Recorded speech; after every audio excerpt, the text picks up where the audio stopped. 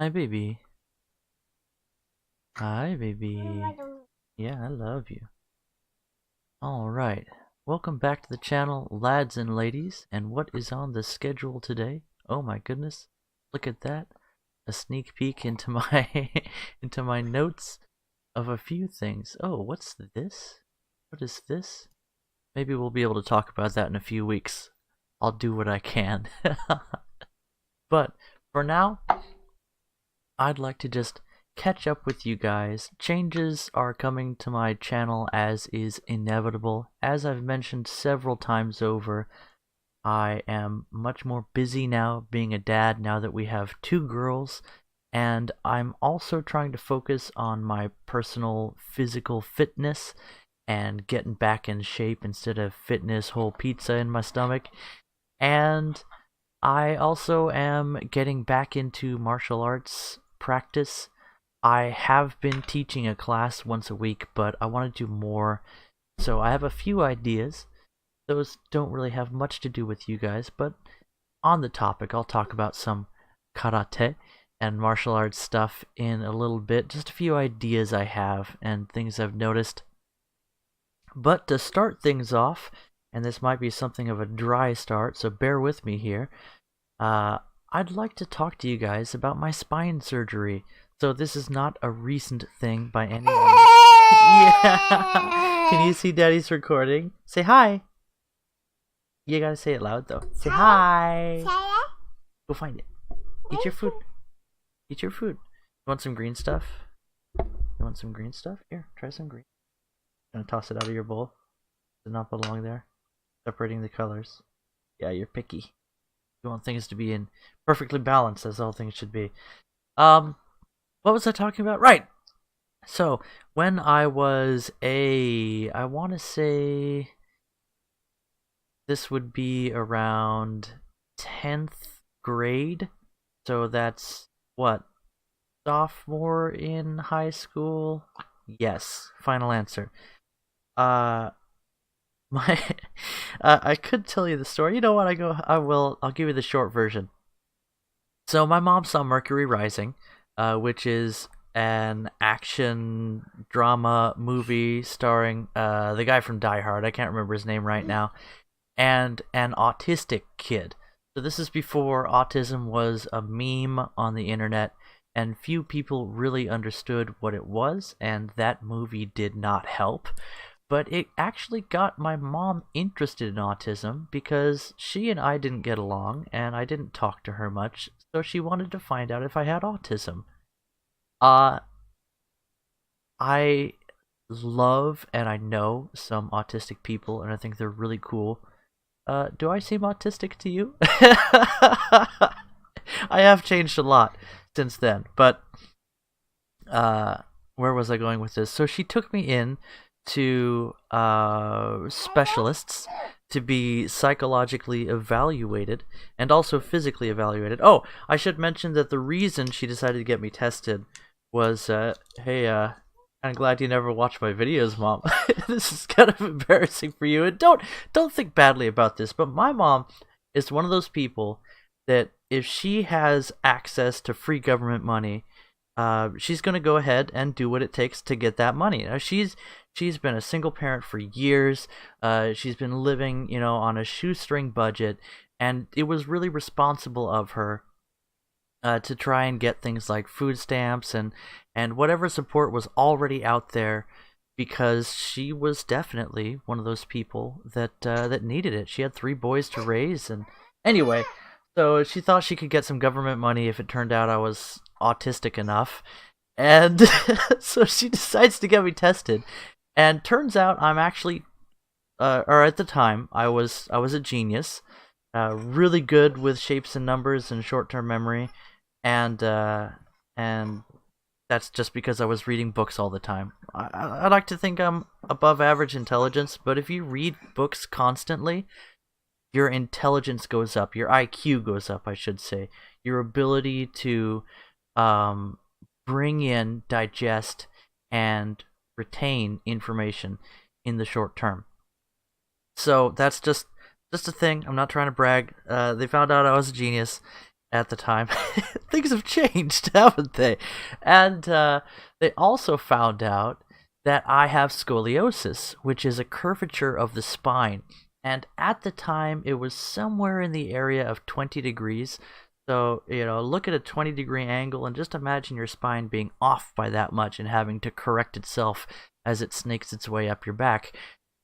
Without going into too many details, it explained some extreme pain that I would have if I would do certain physical activities, and why I walked funny. My balance was off when I was rollerblading. Yeah, 90s kid, remember rollerblades?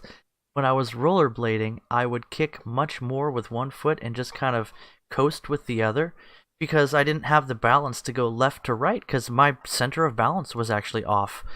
So that really explained a lot. The wear on my shoes was uneven. I got a toddler climbing me, trying to find her tablet. I don't even know where it is. Oh, there it is. I need to get this girl a better tablet. She deserves one. I want to get her...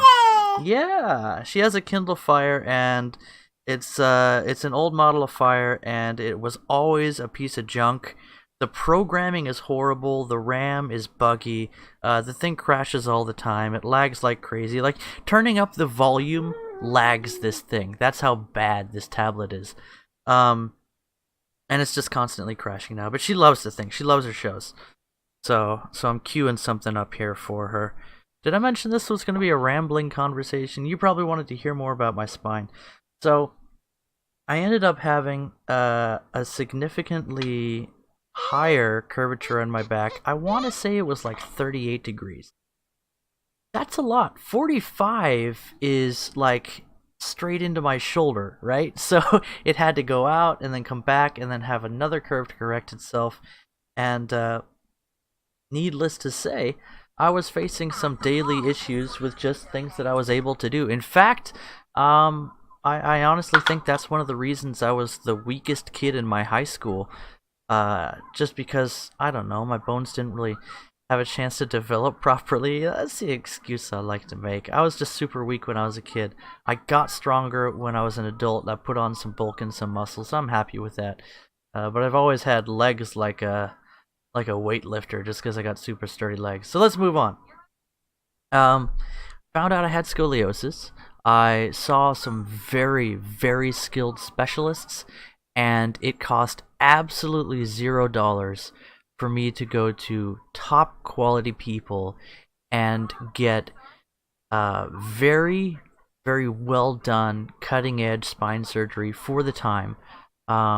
This was early 2000s, so you're looking at like the beginning of stem cells being used, and I actually had some stem cell usage to grow cartilage, which would turn into bone in my back, which is just like the coolest thing ever.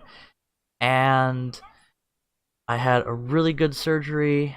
I was actually really excited about it because it was a potentially, lifestyle changing surgery. I was in extreme pain after the surgery because this was major back surgery. I was put on morphine. Now that I mention it, I actually had an out-of-body experience.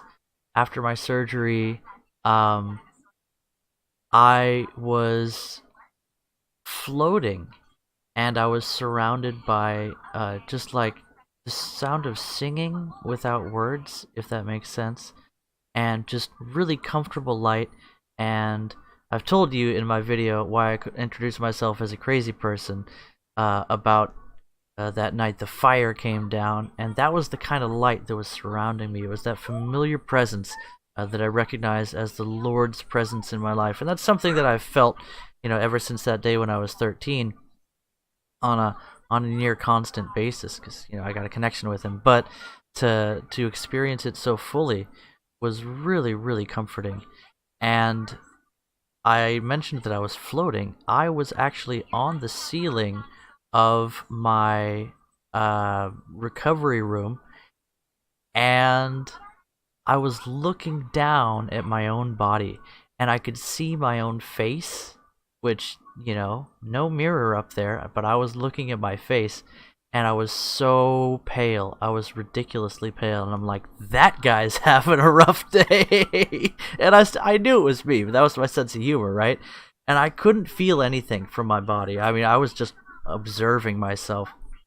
And a lot of people describe that as a shock thing, and I'm happy to leave it there, but I think that I have a spirit that exists separate from but attached to my body, and I happen to be just stretching the tether a bit. I was very low on blood. My surgeon told me that they just got to the point where they didn't need to give me a blood transfusion, so I was actually happy for that because blood transfusions are kind of dangerous. Things can be transmitted that way. I did get plasma, and my mom has always had sort of a close connection with me. As far as knowing what's going on with me. Moms, you can relate, probably. I know my wife can relate. She's still connected to the girls, even though they're on the outside now. And so when I was up on the ceiling looking down at my body, my mom was freaking out, and I was aware of this. Like, she was panicking, and she was just about to call somebody up and just find out what's wrong, because she told me after I came back too, I lost pretty much a day where I was just, you know, in and out of consciousness, not really useful for anything. Major surgery. And she told me, and she tells me afterward, that she was extremely concerned because she looked at me and I was gone. Right? My eyes were open. I was conscious, but I was gone. Those were her words. And so that's my experience with morphine, I suppose. But I definitely, actually, afterward, I stayed on morphine for another day or two, I think, and I hated it. All it really did is like dull everything, and it made me really sick to my stomach, and I just hated it. It was not that beautiful and comforting experience that I was experiencing for a while after surgery. It was a very, very different thing. So I don't tend to attribute that to the morphine. But after that, I was on let's see, hydrocodone, which is basically an opium-based narcotic-based painkiller, and that is a happy pill, which I was very glad to not need anymore once I was done with it. I didn't. They gave me some leeway, I think, with how much I would take. They were like, "This is what we recommend," and then, you know, if you don't need to take one, then go ahead and not take one. And I rarely needed a pill. I have a pretty high pain tolerance, and I was actually really enjoying life and enjoying myself because, getting into this, the song "Recovery" by Basil Polidorus from the Conan the Barbarian soundtrack was something I listened to quite often. It's a great song, and just the idea of recovery is pretty awesome. Instead of pushing the wheel of pain, I was living in the wheel of pain.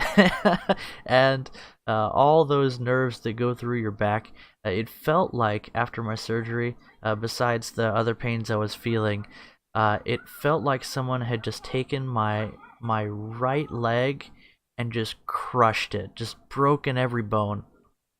And then eventually that pain worked its way down into just my toes being really painful for no reason. And then that pain started to just be regular back pain. And now, if I do something wrong, I feel it in my right foot, and that's how I know that I made those nerves angry.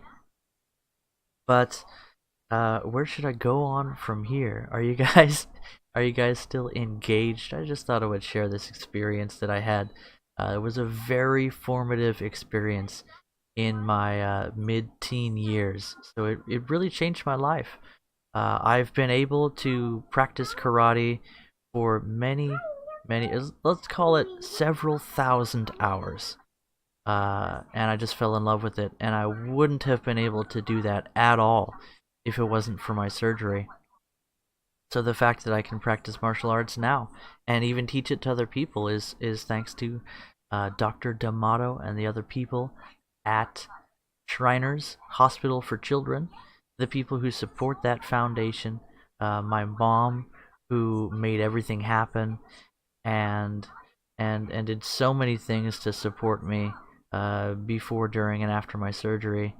And everybody who prayed for me, definitely that was a huge help. I really was comforted greatly by the prayers that were being said for me during that time.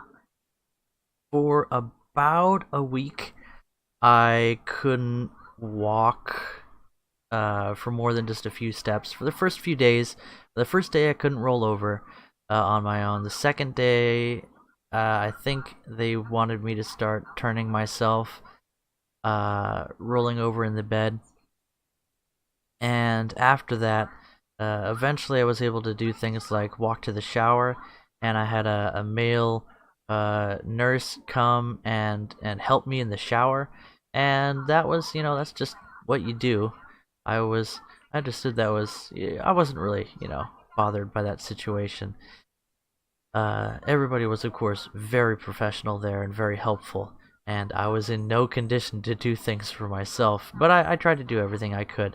I was in a lot of pain. I was very weak, and just learning everything over again, being unable to sit up, being unable to walk, being in extreme pain for extended periods of time. It was actually a really enjoyable experience for me because everything that I was able to do became something that I wasn't able to do the day before, and I really was inspired by that. And I wore a a brace. It was a solid, probably polyurethane plastic shell, not really bendable, just enough to squeeze myself into it, and then I would tighten up these belts and Velcro them in place, and that would be my brace for my back for the next year. And it had these foam pads that were meant to push on my body and push things into alignment, almost like braces work for an orthodontist.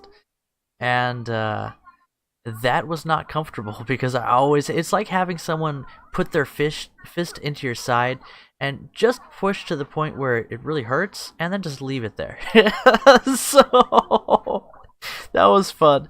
And really, I just loved every minute of it. I never felt like the things that I wasn't able to do were a limit for me, because I just went from not being able to do anything and then actually being able to recover.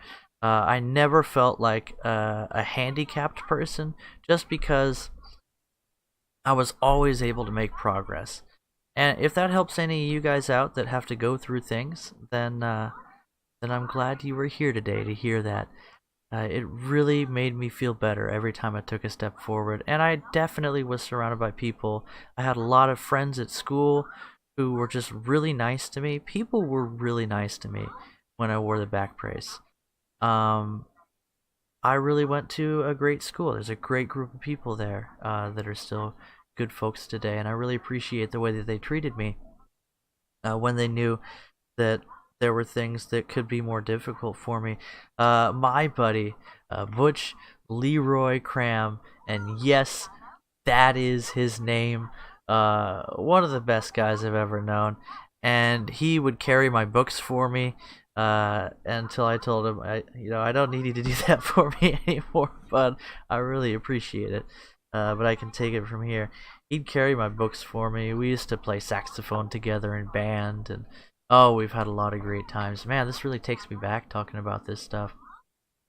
So I mentioned that I had this huge life-changing experience when I was 13, and then a huge part of the person I've become today is the experience I went through with spine surgery. I meant to talk to you guys about some more things, martial arts and shoujo anime, and how I lost 9 pounds. I've now lost 10 pounds on 11 pounds on the monster and jerky diet. Basically, I've been dieting what I consider to be a pretty aggressive diet, and I'm just trying to cut my calories down as much as possible and drink lots of caffeine, which, you know, boosts my metabolism and helps me have energy, because my energy just tanks if I don't eat a lot of food. That's the way I've trained my body, and it's not healthy. So I'm replacing that with caffeine and protein. So the jerky and monster diet. I actually was really sick last night because, well, I didn't know why I was sick until this morning. I figured it out. I felt almost like I had food poisoning, and my body was sort of in a panic mode. I don't know if you've ever felt this, but like if you ingest something that you really shouldn't, you get this kind of like toxic reaction where your body just like, I could not sleep. I absolutely could not sleep. I took a couple of they're like a dietary supplement that helps you sleep. They're called, oh, I can't remember, but they're really mild, they're really natural, they're easy on your body, and they're not habit forming, and they don't make you have weird dreams. They just help you fall asleep. Unless it was last night, they did absolutely nothing. So, um, I just basically stayed up all night and then took a nap in the morning, and I just felt really, really bad. It's a weird way to describe it, but that's all I can tell you. And I figured out that it's because I had eaten some crackers that have MSG in them, monosodium glutamate, and I have a bad reaction to MSG. I've known that for ages, and we have two types of cheese cracker in my house that are exactly the same shape. There are the cheese nips, which are delicious, but contain significant amounts of MSG. And then there's this off-brand cheese cracker that again looks exactly the same, but is less greasy. And the first box of those that I had were delicious, but the second box was just like they had less cheese flavor, significantly less flavor. Not just like, well, I had them and now I'm used to them kind of difference, but it's like they don't even taste like cheese. But they look orange and they're called cheese crackers. Anyway, I love me some cheese crackers, so I sprinkled what I thought was the off-brand stuff on to some macaroni shells and cheese. Yes, I am on a diet. You're welcome. I just took a little souffle, which is probably about 8-ounce cup, not really big, and I probably had about 6 ounces of shells and cheese, which is well within my diet, but absolutely delicious because I wanted to have energy for the Krav Maga class that I took last night, and I'll have to talk to you guys about that. I have a few things I'd like to say. That's in my talk about karate, Krav Maga, and how everything sucks. Note that I may or may not have shown you at the beginning of this video. And, well, I guess it's about time to wrap up this talk. I really have had a good time connecting with you guys, and this is sort of my way of saying sorry for being busy all the time. I just have so many kids now. I've got my 2 actual kids. I've got my karate kid. Yes, his name is Daniel.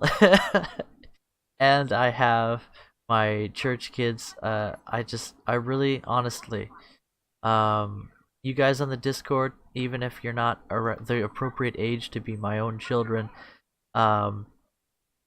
you guys are my friends. If you want to be my friend, you are my friend. I'm already your friend. You can accept it or deny it. And I love you guys like you're my own kids.